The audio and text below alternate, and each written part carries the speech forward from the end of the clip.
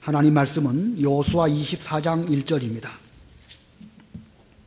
여호수아 24장 1절 15절까지 봉독하겠습니다.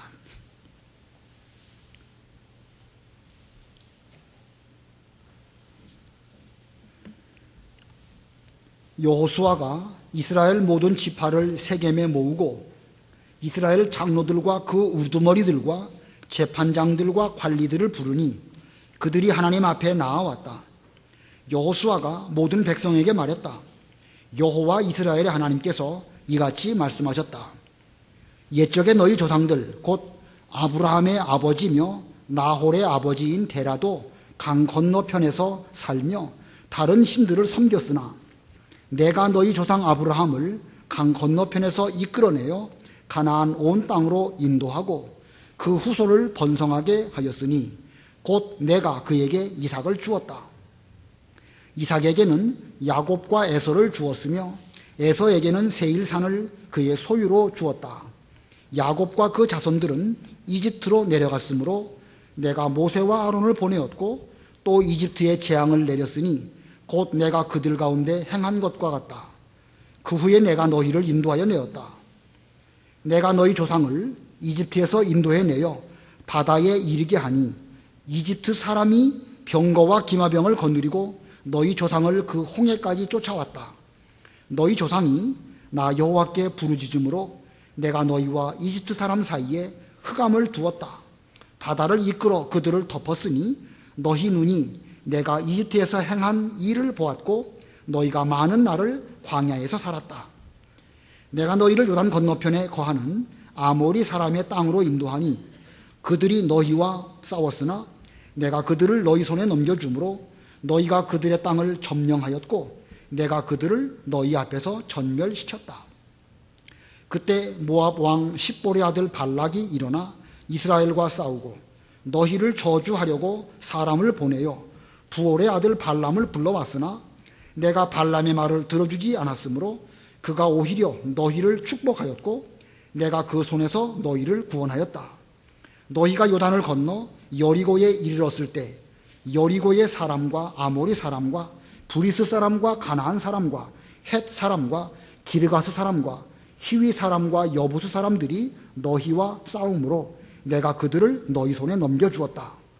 내가 너희 앞에 왕벌을 보내어 그들 곧 아모리 사람의 두 왕을 너희 앞에서 쫓아내게 하였으니 너희 칼이나 활로 한 것이 아니며 너희가 수고하지 않은 땅과 너희가 세우지 않은 성읍을 내가 너희에게 주어 너희는 그 안에서 살아왔고 너희가 심지 않은 포도원과 올리브 밭에서 열매를 먹고 있다. 이러므로 이제는 여호와를 경외하며 온전함과 진실함으로 그분을 섬겨라. 너희의 조상이 강 건너편과 이집트에서 섬기던 신들을 없애버리고 여호와만 섬겨라. 만일 너희를 섬기는 것, 여호와를 섬기는 것이 너희에게 좋지 않게 보이면 너희 조상이 강 건너편에서 섬기던 신이든지 너희가 살고 있는 땅 아모리 사람의 신이든지 너희가 어떤 신을 섬길 것인지를 오늘 선택하여라. 그러나 나와 내 집은 여호와를 섬기겠다. 거기까지 봉독하겠습니다. 14절 끝에 여호와만 섬겨라. 15절 끝에도 그러나 나와 내 집은 여호와를 섬기겠다. 여기 여호와를 섬긴다는 말씀을 여호수아가 이스라엘 백성들에게 하였습니다. 이 말씀에 의해서 오늘 제목은 여호와만 섬겨라. 여호와만 섬겨라. 오늘 제목입니다. 우리가 23장을 전에 배웠는데 23장에서 여호수아가 나이 들어서 늙었을 때에 유언을 하였습니다. 그 유언한 내용은 우상 섬기지 말고 여호와 너희 하나님만 섬기라는 것입니다. 신앙적인 관점으로 여호와 하나님만 섬기고 우상 섬기지 말라고 이 앞에 23장에서 말하면서 만약에 너희들이 하나님의 그 명령을 잘 순종하지 않는다고 하면 이 아름다운 땅 가나안에서 하나님께서 너희들을 멸하실 것이다.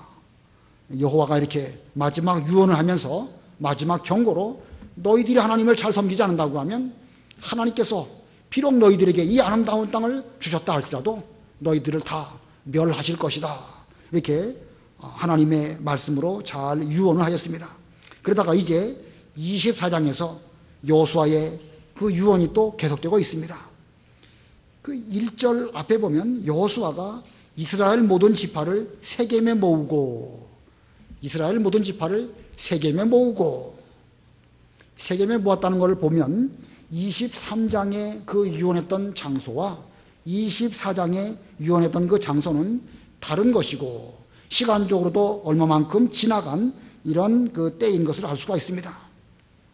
이 여호수아는 이 자기의 죽음 이후의 일을 준비함에 있어서 한 번만 유언한 것이 아닙니다. 23장에서 유언했고 얼마 세월이 지나서 24장에 이르러서 세겜에 사람들을 모으고 다시 한번 기회 있는 대로 믿음 잘 지킬 것을 당부함으로 이 하나님 섬기는 이 일에 있어서 이스라엘 백성들의 믿음을 튼튼하게 해주려고 하는 이런 노력을 끊임없이 했던 것입니다.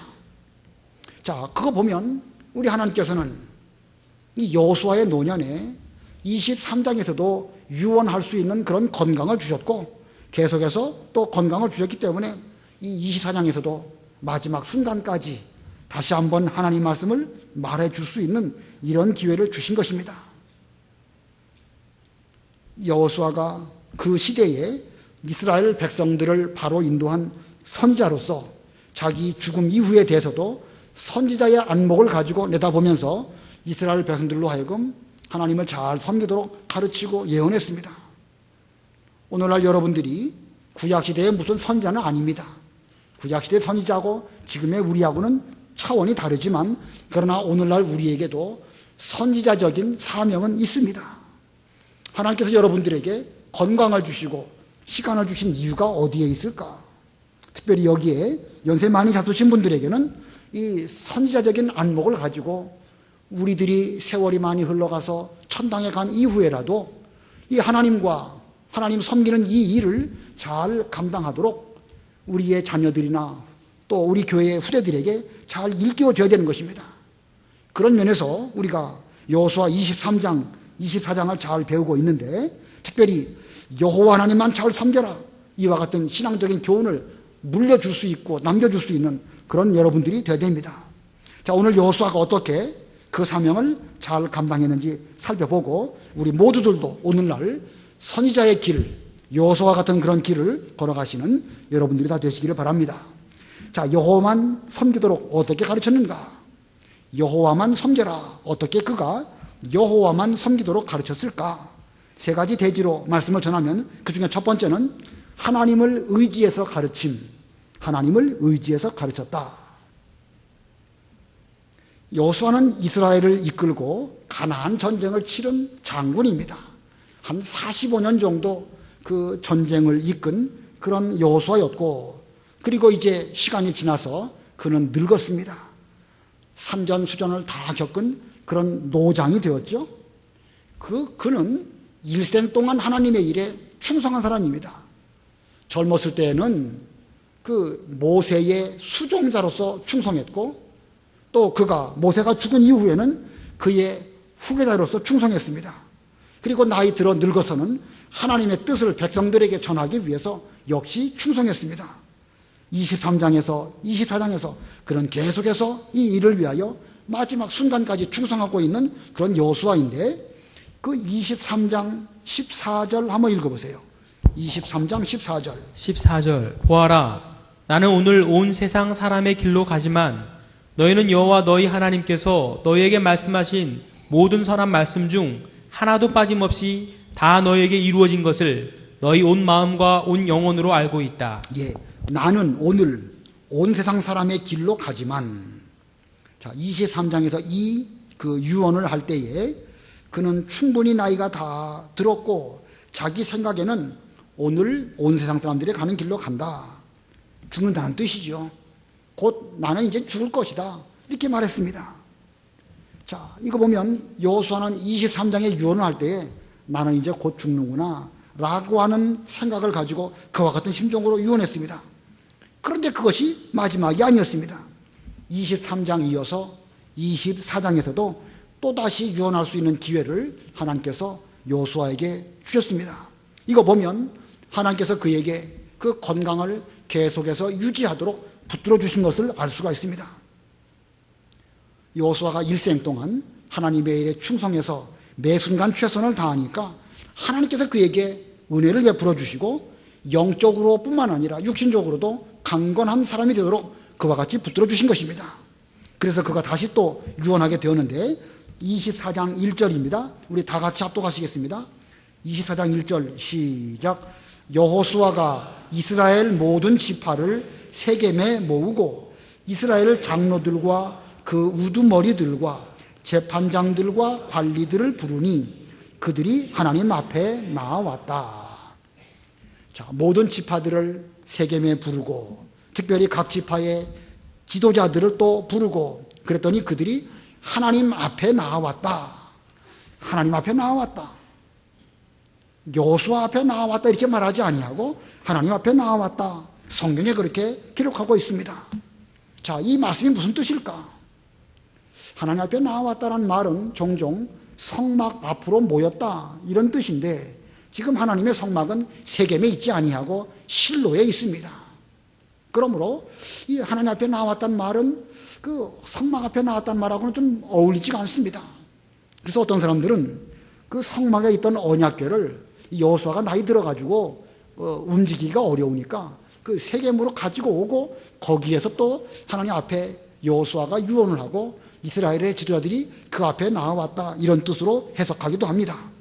아무튼 그것이 무엇인지는 정확하게는 알 수가 없지만 지금 이스라엘 백성들은 여호수아 앞에 나와서 여호수아의 말을 듣지만 성경에는 하나님 앞에 나왔다 이렇게 말하고 있는 것, 이거 우리가 여기에 유념해야 됩니다. 이 말의 뜻은 무슨 여호수아를 한 사람을 신격화해서 이렇게 말한 건 아닙니다. 비록 지금 저들은 여호수아 앞에 서 있지만 그러나 하나님이 함께 하시는 여호수아 이렇게 생각해 보면서 그 여호수아의 말을 듣는 것을 마치 하나님의 목소리를 여호수아를 통하여 직접 듣는 것 같은 그와 같은 심정으로 하나님 앞에 나왔다 이렇게 기록한 것입니다. 이 여호수아에게는 지금 하나님의 권위가 있죠. 비록 그는 노인이고 노인이니까 어떻게 보면 그 이 세상 돌아가는 일로 보면 젊은이들로부터 별로 그렇게 말의 권위도 없고 죄송한 표현이지만 뒷방 늙은이 같은 이런 처지가 될지도 모르겠지만 그러나 그는 영적으로도 건강하고 육신적으로도 건강하기 때문에 사람들이 그의 말을 들을 때에 마치 하나님 앞에 있는 것 같은 그런 느낌으로 말씀을 들었던 것입니다. 우리는 이와 같은 권위를 영권이라는 표현을 씁니다. 영권. 자, 여기 2절에 보면은요, 그 2절 이후부터 그 여호수아가 쭉 말하는데 이 말을 할 때 여호수아는 자기 말을 하지 않고 하나님의 말씀을 대언합니다. 본문 2절 한번 읽어보세요. 2절 여호수아가 모든 백성에게 말했다. 여호와 이스라엘의 하나님께서 이같이 말씀하셨다. 옛적에 너희 조상들 곧 아브라함의 아버지며 나홀의 아버지인 데라도 강 건너편에서 살며 다른 신들을 섬겼으나 여기 2절 가운데 보면 여호와 이스라엘 하나님께서 이같이 말씀하셨다라고 하면서 하나님의 말씀을 인용해서 여기 2절부터 13절까지 쭉 말하고 있습니다. 비록 그가 말할 때에 자기 입으로 말했지만 그는 자기 말을 한 것이 아니라 여호와 이스라엘의 하나님께서 이같이 말씀하셨다 하면서 하나님의 말씀을 백성들에게 대언하는 이런 말을 했습니다. 그렇기 때문에 그의 말은 하나님의 말씀이요 영권이 있는 그런 말씀이 된 것입니다. 자, 여호수아가 하나님을 의지해서 가르쳤기 때문에 그의 말에는 그와 같은 권위가 있는 것입니다. 이 영권이라는 게 참 어려운 일이죠. 함부로 써서도 안 되는 그런 단어일 것입니다. 아무에게나 되고 영권이 있네 없네 이렇게 말하기는 어려울 것입니다. 그러나 우리 모두에게는 적어도 그런 어느 정도의 어느 정도까지인지 모르겠지만 어느 정도의 영적 권위가 있어야 우리가 하는 그 말이 자녀들에게나 젊은 사람들에게 잘 먹혀 들어가가지고 저들의 마음속에 그 말씀이 남아있지 않겠습니까? 영권은 없으면서 가르치기만 잘한다. 영적 권위는 없으면서 말만 잘한다. 그건 별로 좋은 게 못 됩니다. 우리 왜 권세 쓴다는 말을 하죠? 권세 쓴다. 영적 권위는 없으면서 인격은 만들어지지 않으면서 무슨 권세나 쓴다고 해서 그 말이 먹혀 들어가겠습니까? 그건 잔소리밖에 안 되는 것이고 백해무익한 것이고 오히려 듣는 사람으로 하여금 피곤하게 만들 수도 있습니다. 우리의 말이 그렇게 되지 않도록 하기 위해서는 영적 권위가 있어야 됩니다. 영적 권위가 얼마나 있는지는 모르겠지만 100이 가득한 것이라고 친다고 하면 적어도 우리가 얼마만큼은 되도록 기도 많이 하고 인격을 잘 만들고 우리의 말을 할 때에 내 말로 하지 아니하고 하나님의 말씀으로 잘 전한다고 하면 비록 말 잘하지는 못한다 할지라도 그 말씀이 이 자녀들이나 젊은 사람들의 마음속에 잘 남아있는 이런 말씀이 될 것입니다. 그렇게 되기 위해서 우리도 하나님을 의지하고 하나님 말씀을 전하면서 또 우리가 전하는 이 말씀이 우리의 가르침을 받는 자녀들이나 다른 사람들의 심령 속에 오래도록 남도록 그렇게 말할 수 있는 그런 우리가 되어야 됩니다. 달변이라고 그렇게 되는 건 아니겠죠? 말 잘한다고 해서 그 말이 영향력 있는 그런 말은 아닐 것입니다. 그러기 위해서 영적 권위가 있어야 되겠는데 저도 좀 생각을 해봤습니다. 어떻게 해야 영적 권위가 있을까? 진심으로 상대방을 사랑하는 마음이 없다고 하면 그 소리 나는 구리와 울리는 괭과리밖에 안 되겠죠? 아무리 올바른 말이라 할지라도 진심으로 상대를 사랑하지 않는다고 하면 그 말에는 권세 없습니다. 그러므로 첫 번째는 반드시 사랑하는 마음이 내 속에 있어야 될 것입니다. 그 다음에는요, 그 말 자체가 성경 말씀에 맞도록 진실한 말이어야 됩니다. 그냥 꾸며낸 말이라든지 무슨 계획을 가지고 하는 말이라든지 그러지 말고 나의 인격에서부터 진실함으로 나타나게 될 때에 듣는 사람도 저 사람이 저 노인께서 참 어려운 가운데에서 말씀하시지만 저 말은 참으로 많은 말이다.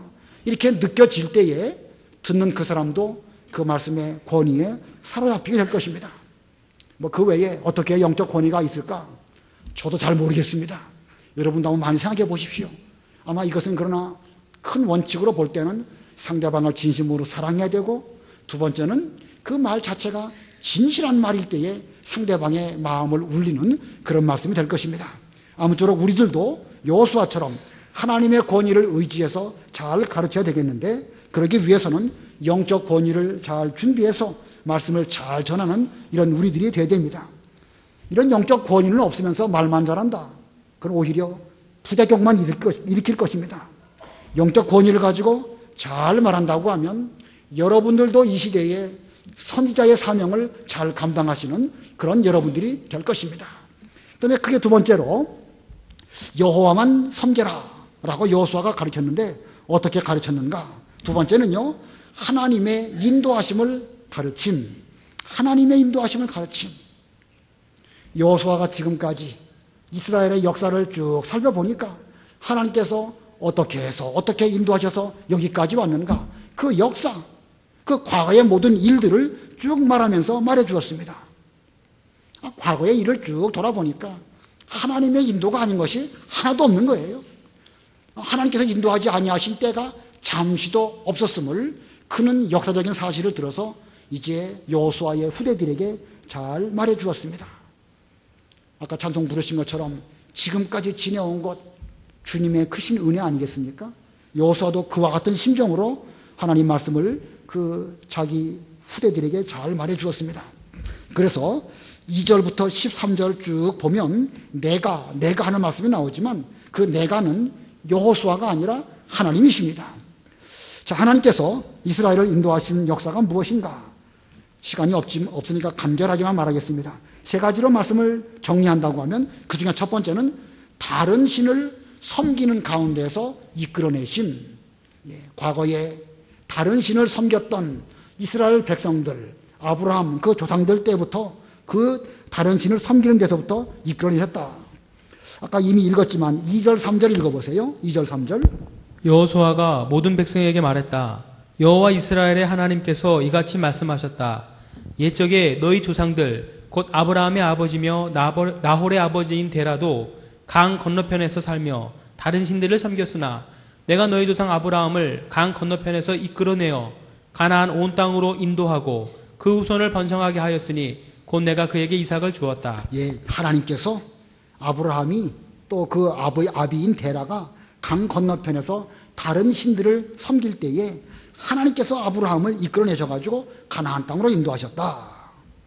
강 건너편에 살며 다른 신을 섬겼으나 유브라데스 강 건너편입니다. 바벨론 땅에서 살 때에 아브라함의 아비 데라는 다른 신들을 섬기는 사람이었습니다. 전에 내려오는 말에 의하면 아브라함의 아비인 데라는 우상을 만드는 사람이었다, 이런 말도 있어요. 그러니 아브라함의 집안이라고 해서 별거 없어요. 과거로 보면 아브라함 믿음의 조상이라 할지라도 그 이전의 그 아비들의 세대에는 우상 만들고 그거 섬기는 것으로 인해서 먹고 살았던 이런 사람들이었습니다. 자, 그런데 하나님께서 그런 환경 가운데 아브라함을 택하시고 그곳을 떠나서 하나님께서 지시할 땅으로 가라. 본토 친척 아비 집을 떠나서 내가 내게 지시할 땅으로 가라. 이렇게 명령하셔가지고 그로 하여금 가나안 땅으로 인도하셨습니다. 강 건너편에서 이끌어내시고 가나안 온 땅으로 인도하시고 약속대로 그 후손을 번성하게 하셨습니다. 자, 이것이 첫째입니다. 그리고 두 번째로는 이집트와 광야의 고난 가운데로 인도하심. 좀 길죠? 하나님께서 이끌어내신 뒤에, 우상 섬기는 가운데서 이끌어내신 뒤에는 계속해서 고난에서 고난으로 인도하시는데 이집트의 고난, 광야의 고난, 광야에서도 이쪽 광야에서 고난, 계속된 고난 가운데로 인도하셨다라는 것이 이제 그 4절 이후부터 쭉 있는 말씀입니다. 자, 아브라함의 후손이 이삭을 지나서 야곱 때에 이르러 번성하게 되었습니다. 그러나 하나님의 뜻은 무슨 숫자만 번성하는 것이 목적이 아니고 그들의 믿음 또한 좀 더 번성하기를 원하셔서 그들로 하여금 여러 가지 고난을 겪게 하셨습니다. 자, 먼저 애굽의 고난 가운데로 인도하셨습니다. 4절 5절 읽어보세요. 4절 이삭에게는 야곱과 에서를 주었으며 에서에게는 세일산을 그의 소유로 주었다. 야곱과 그 자손들은 이집트로 내려갔으므로 내가 모세와 아론을 보내었고 또 이집트에 재앙을 내렸으니 곧 내가 그들 가운데 행한 것과 같다. 그 후에 내가 너희를 인도하여 내었다. 바벨론에서 부르시고 또 애굽의 고난 가운데로 또 인도하셨습니다. 바벨론도 세상을 상징하고 애굽도 세상을 상징합니다. 바벨론, 애굽 약간 의미는 좀 차이가 있을지 모르겠지만 둘 다 세상을 상징하는데 이 하나님께서는 이 세상에서부터 세상에서 고통당하는 그들을 구원해내시기 위하여 모세와 아론을 통해서 그들을 인도하셨습니다. 그리고 홍해와 광야를 또 통과하게 하셨습니다. 6절 7절 읽어보세요. 내가 너희 조상을 이집트에서 인도해 내어 홍해에 이르게 하니 이집트 사람이 병거와 기말병을 거느리고 너희 조상을 그 바다까지 쫓아왔다. 너희 조상이 나 여호와께 부르짖음으로 내가 너희와 이집트 사람 사이에 흑암을 두었고 바다를 이끌어 그들을 덮였으니 너희 눈이 내가 이집트에서 행한 일을 보았고 너희가 많은 날을 광야에서 살았다. 홍해를 통과해서 이제 많은 날을 광야에서 살았다. 홍해에서 받은 고난, 영적 의미를 놓고 보면 애굽의 여러 가지 물든 그런 더러운 것들을 홍해라고 하는 그 세례 과정을 통해 가지고 깨끗하게 죄악의 요소들을 씻어버리시는 그런 과정이었고 또 광야의 여러 고난의 과정들은 장차 가나안 땅에 들어갔을 때에 영적 실력을 잘 구비한 그런 자격을 만드시려고 많은 고난을 그들로 하여금 당하게 하셨습니다. 자, 이스라엘이 광야에서 고난을 받았지만 그 고난을 통해서 그들은 말로 다 할 수 없는 큰 유익을 보게 되었습니다. 요단강 동쪽을 또 덤으로 받게 되었죠. 8절부터 10절 또 읽어보세요. 8절 내가 너희를 요단 건너편에 거하는 아모리 사람의 땅으로 인도하니 그들이 너희와 싸웠으나 내가 그들을 너희 손에 넘겨주므로 너희가 그들의 땅을 점령하였고 내가 그들을 너희 앞에서 전멸시켰다. 그때 모압 왕 십볼의 아들 발락이 일어나 이스라엘과 싸우고 너희를 저주하려고 사람을 보내어 부올의 아들 발람을 불러왔으나 내가 발람의 말을 들어주지 않았으므로 그가 오히려 너희를 축복하였고 내가 그 손에서 너희를 구원하였다. 하나님의 백성들이 광야에서 당하는 그 환난, 그건 공짜가 없습니다. 고난 당하는 것만큼 하나님께서는 반드시 유익된 것으로 갚아주시는데 요단강 동쪽 땅을 기업으로 주셨죠. 그래서 루벤 지파, 갓 지파, 므낫세 반 지파가 기업으로 삼을 수 있는 그런 광활한 목초지를 저들에게 주셨습니다. 광야 40년 고난 당할 만하지요. 아마 우리에게 그 요단강 동편을 큰 유업을 줄 테니까 광야 40년 고난 한번 당해보실랍니까? 한다고 하면 선뜻 나설 사람은 없을 것입니다. 육체를 갖고 있는 우리가 그 광야 40년 고난을 어떻게 감당하겠습니까? 그러나 하나님은 우리를 그 과정으로 우리도 모르는 사이에 구름 기둥 불 기둥으로 인도하시고 그 고난을 잘 통과할 때에 요단강 동쪽 그 넓은 목초지를 저들에게 주셨습니다. 자, 그러고 보면 우리 스스로 자원해서 그 고난을 받겠습니다 말하기는 어렵지만, 그러나 하나님께서는 그 여러 가지 과정들을 통해 가지고 반드시 유익하도록, 영적으로 육신적으로 모든 면에서 유익하도록 우리의 이 일들을 인도하시는 것입니다. 유익한가 안 유익한가 지금은 몰라요. 세월이 많이 흘러보면 이런 복을 주시려고 우리로 하여금 이런 일들을 겪게 하셨구나, 지나가 봐야 하는 것입니다. 그러므로 지금 현재 우리들이 겪고 있는 어떤 어려운 일들, 그것도 우리가 어떻게 하나님의 그 지혜를 헤아릴 수 있겠습니까? 그러나 지나가 보면 이런 복을 주시려고 이와 같은 고난을 당하게 하셨구나 깨닫게 될 때가 있을 것입니다. 잘 참고 광야길을 걸어가시는 여러분 되시기를 바랍니다. 또 광야 그 가는 가운데에서 그 부올의 아들 그 발람을 불러가지고 거짓 선지자를 통해 가지고 이스라엘 백성들을 저주하게 했지만, 그러나 오히려 그는 하나님께서 축복하도록 그렇게 이끌어 주셨습니다. 자, 여러 가지 거짓 선지자들, 이단들, 방해하는 세력들이 있지만 하나님의 인도를 받아가는 하나님의 택한 백성들에게는 그 어느 누구도 저주할 수 없고 오히려 복된 길이 될 수밖에 없음을 보여주고 있습니다. 자, 애굽, 홍해, 광야 여러 가지 고난을 받게 하신 하나님께서 마침내 그들로 하여금 가나안 땅에 들어가게 하십니다. 그래서 하나님의 인도의 세 번째는요, 가나안 땅으로 인도하심. 11절 읽어보세요. 11절. 너희가 요단을 건너 여리고에 이르렀을 때 여리고의 사람과 아모리 사람과 브리스 사람과 가나안 사람과 헷 사람과 기르가스 사람과 히이 사람과 여부스 사람들이 너희와 싸움으로 내가 그들을 너희 손에 넘겨주었다. 예, 모세는 죽었고 이제 여호수아로 말미암아 요단강을 건너가서 가나안 땅에 있는 그 7 족속들과 더불어 싸우게 하였습니다.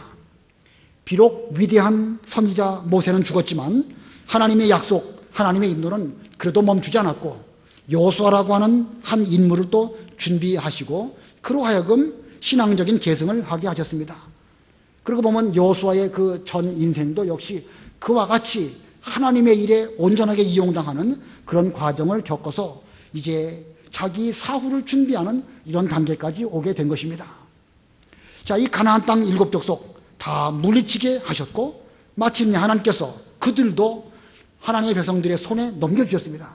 7 족속들이 철병거가 있고 골짜기가 있고 이스라엘 백성들은 변변한 무기도 없지만 저들을 전부 다 이스라엘 백성들에게 하나님께서 넘겨주셨습니다. 본문 12절 13절 우리 다 같이 합독하겠습니다. 12, 13 시작. 내가 너희 앞에 왕벌을 보내어 그들 곧 아모리 사람의 2 왕을 너희 앞에서 쫓아내게 하셨으니 너희 칼이나 활로 한 것이 아니며 너희가 수고하지 않은 땅과 너희가 세우지 않은 성읍을 내가 너희에게 주어 너희는 그 안에서 살아왔고 너희가 심지 않은 포도원과 올리브 밭에서 열매를 먹고 있다. 자, 하나님께서 그 가나안 땅 아모리 족속들이 거기 살고 있었을 때에 하나님께서 미리 왕벌을 보내가지고 그들을 다 멸절시키시고 이스라엘 백성들로 그 땅을 차지하게 하셨습니다. 여기 왕벌, 무슨 여호수아서에 왕벌이 등장했다라는 그런 기록은 없지요. 근데 무슨 여기 왕벌이라는 말씀을 왜 하셨을까? 모세오경이나 여호수아서에 이 전쟁함에 있어서 왕벌이 등장했다는 그런 기록은 없지만 하나님의 놀라운 어떤 방법으로 실제로 왕벌을 보내가지고 그 적군들을 혼란하게 만들어 놓은 이후에 이스라엘 백성들로 하여금 그들을 이렇게 다 제거하도록 이렇게 하시지 않았을까 생각이 듭니다. 자, 이 왕벌, 팔레스타인 그 사막지대에 사는 독성이 강한 그런 벌이랍니다. 한번 거기에 물리게 되면 사람 죽든지 아주 심각한 고통 가운데 빠질 수밖에 없으니까 무서워하지 않을 수가 없겠죠. 하나님의 초자연적인 방법으로 그런 왕벌들을 많이 이렇게 몰아서 오시니까 뭐 이 아모리 족속이든지 가나안 족속들이 쩔쩔맬 수밖에 없었습니다. 자, 이것은 하나님께서 이스라엘 백성들로 하여금 가나안 땅에 들어가게 하신 그 방법은 무슨 이스라엘 백성들이 총과 칼을 잘 써가지고 그 땅을 주신 것이 아니고 하나님의 놀라운 방법으로 이와 같은 일들을 하셨다는 것입니다. 하나님의 인도를 잘 받을 때에 이 광야 고난, 애굽의 고난, 여러 가지 고난을 잘 받을 때에 하나님께서 인도하셔가지고 마침내 친히 저들로 하여금 가나안 땅에 들어가게 하신 것입니다. 그래서 이 본래 가나안 땅, 그 가나안 땅은 가나안 족속들이 가꾸고 농사하고 성읍 쌓고 그랬던 곳이었는데 자기들 손으로 성읍 세우지도 않았고 자기들 손으로 논이나 밭을 갈지도 않았는데 그것을 값없이 차지하는 이런 은혜를 베풀어 주셨습니다. 이게 은혜지요. 은혜라는 게 뭐죠? 값없이 주시는 거 아닙니까? 가나안 땅에 본래 7 족속들이 거기 살면서 농사 짓고 포도원 만들어 놓고 뭐 여러 가지 경작을 잘 해놓은 그런 그 논과 밭이고 또 성읍도 잘 지어놨는데 그 이스라엘 백성들은 그 애굽에서 고난당하고 광야에서 고난당하다가 그냥 들어가가지고 그냥 값없이 그것들을 차지하고 자기 거 삼았던 것입니다. 이게 하나님의 은혜인 것입니다. 고난 중에도 하나님의 인도를 잘 받을 때에 놀라운 복을 값없이 은혜로 주신다라는 것입니다. 자, 이스라엘 백성들을 하나님께서 이렇게 고난 가운데서 인도하셔서 가나안 땅에 들어가게 하신 것처럼 오늘날 우리에게도 완전히 똑같은 방법으로 그렇게 인도하십니다. 저나 여러분들도 과거에 강 건너편에서 우상이나 섬기면서 살았던 그런 우리들이었죠. 옛날 믿기 전에 얼마나 많은 우상들이 있었습니까? 밤 되면 손톱도 못 깎고 밤 되면 휘파람도 못 불고 뭐 웬 집안 구석구석에 우상들이 그렇게 많았는지 모릅니다. 장독대에도 귀신이 있고 아궁이에도 귀신이 있죠. 부뚜막에도 귀신이 있고 변속관에도 귀신이 있고 뭐 온 집안에 귀신들이 많아가지고 뭐 한번 그 고사를 지내려고 하면 고사떡을 여기다도 놓고 저기다도 놓고 뭐 사방에다 놓고 그렇게 했었습니다. 다 아시죠? 저도 다 봤습니다. 다 알고 우리가 다 그랬던 사람들이에요. 아브라함도 그 아버지 때부터 그랬던 집안인데 본토 친척 아버지 집을 떠나가지고 내가 지시할 땅으로 가라고 말씀하셨기 때문에 아브라함도 갔고 우리도 그 은혜로 말미암아 오늘 이 자리까지 오게 된 것입니다. 자, 수많은 고난을 통과하게 하셨고 마침내 가나안 땅을 은혜의 그 세계로 우리로 하여금 들어가게 하셨습니다. 교회에 들어오고 여러 가지 지금까지 수천 년 동안 믿음의 선진들이 신앙생활을 잘 해가지고 우리에게 올바른 그 믿음 세계를 물려주었습니다. 우리 이 믿음 세계를 위해서 우리가 지금까지 한 게 있나요? 한 게 뭐 있나요? 아무것도 없죠. 그러나 우리는 값없이 이 세계에 들어왔습니다. 귀한 진리도 잘 받았고 어떻게 하나님 섬기는 것이 올바른 것인지 깨닫게 되었고 이래가지고 우리가 값없이 이 수많은 은혜들을 받은 것입니다. 이게 진정한 은혜죠. 그렇기 때문에 우리는 이것을 우리의 후대들에게 또한 값없이 잘 가르쳐야 될 것입니다. 우리는 과거 역사를 잘 가르쳐야 되는 거예요. 여러분들이 어떻게 믿으셨고 어떤 고난을 겪어가지고 여기까지 오셨는지 잘 가르쳐야 됩니다. 이걸 잘 가르치기는 가르쳐야 되겠는데 그렇게 되기 위해서는 먼저 우리들이 고난을 잘 통과해야 되겠죠.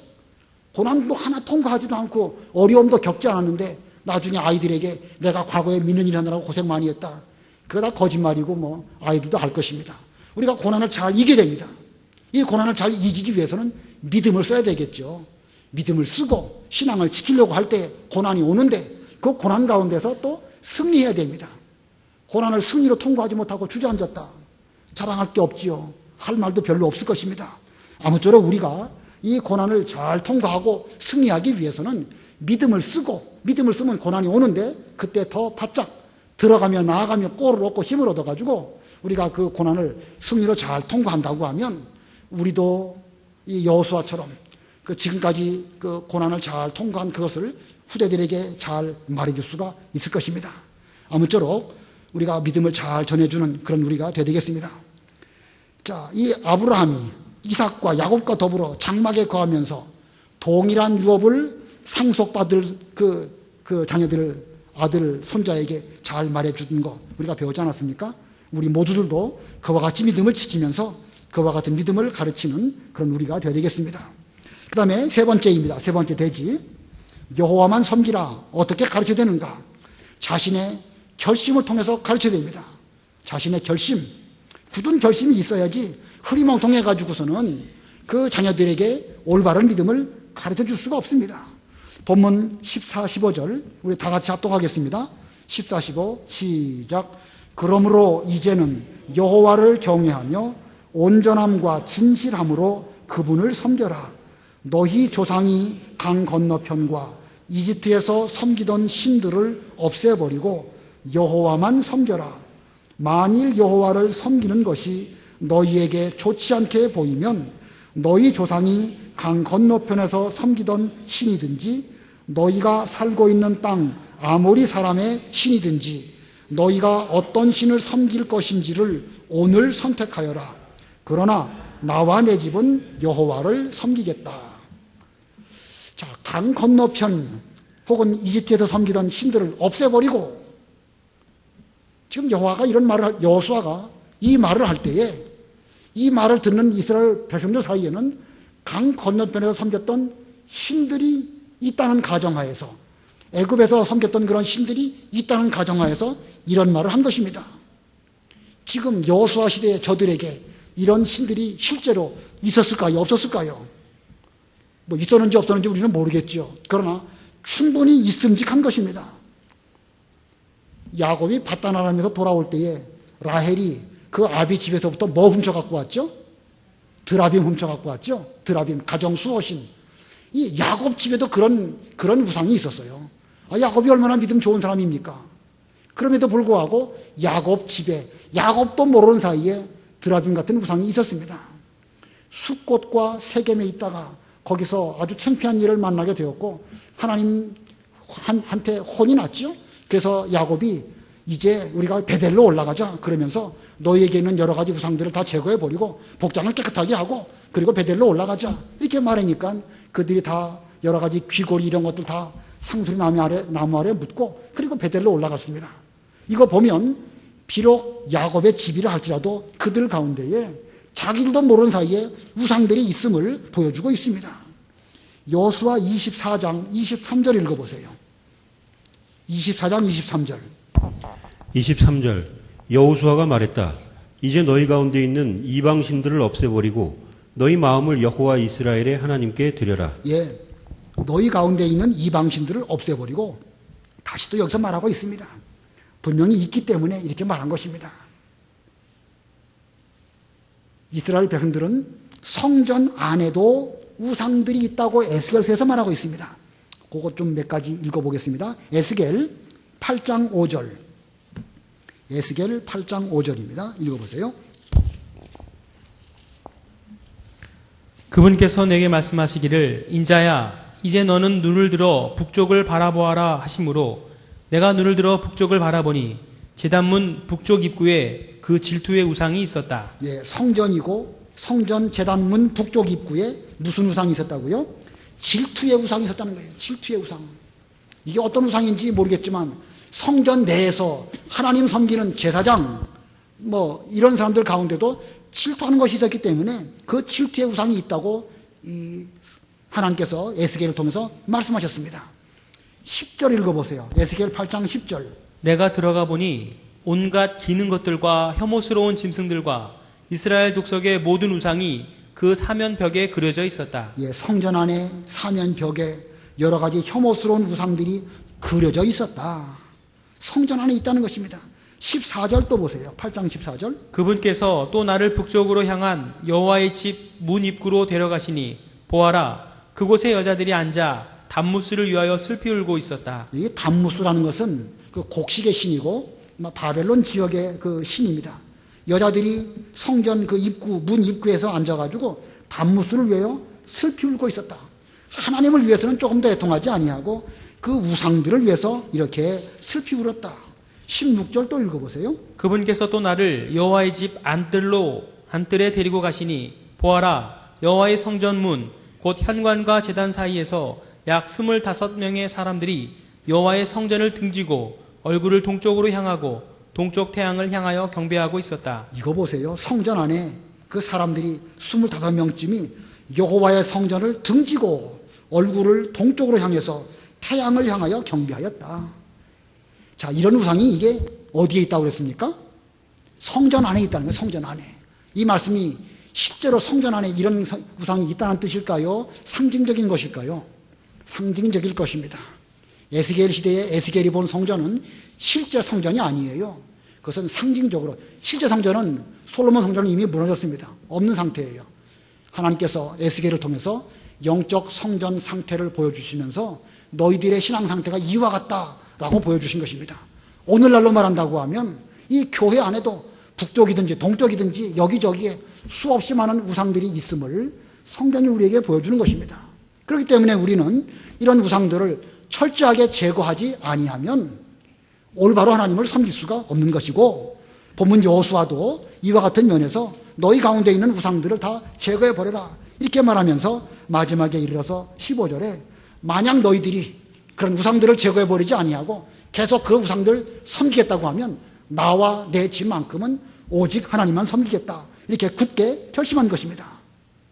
자, 우리도 여호수아처럼 우리가 우리 교회 내에 있는 여러 가지 우상들을 제거해 버리도록 최선을 다해서 노력해야 되겠지만 이게 쉽지가 않겠죠.